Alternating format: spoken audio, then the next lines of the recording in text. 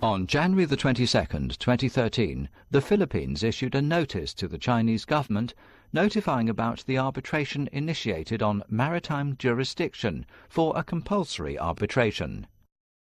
On February the 19th, the Chinese government returned the notice and its attached arbitration notice back to the Philippine government, stating that its position of rejection of the arbitration and non-participation in the arbitral process. There are mainly 15 submissions in the so-called South China Sea arbitration submitted by the Philippines.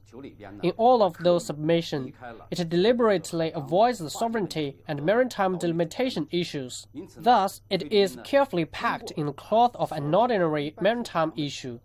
But no matter what disguise it may be under, it is, ultimately, a political provocation.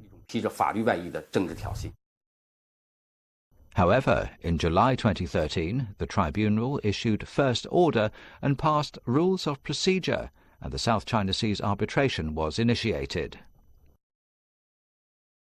On March 30th, 2014, the Philippines submitted a formal claim to the arbitration tribunal in which it requests the tribunal to give a ruling on 15 claims with its following contents at its core.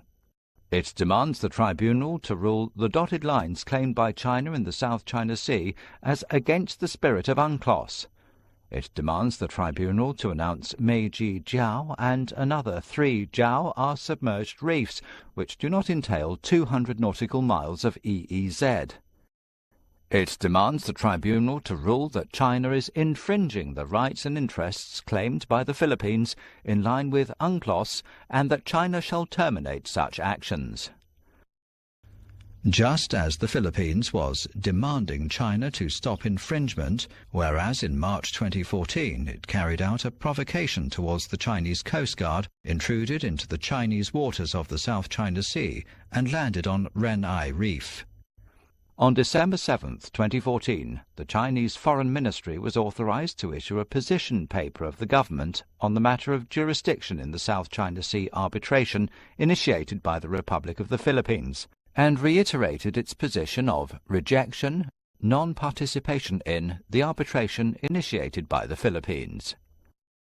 Looking back at the whole process of the arbitration, no matter how meticulously the Philippines had designed its claims, the whole case, as a matter of fact, invariably involved territorial sovereignty and maritime demarcation issues which are beyond the scope of the jurisdiction of the arbitration tribunal.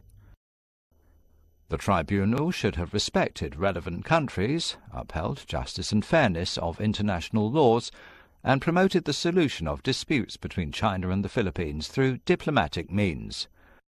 On the contrary, the tribunal completely ignored China's rights and interests and conducted mandatory arbitration solely based on the statement of the Philippines, making its impartiality and rationality be questioned.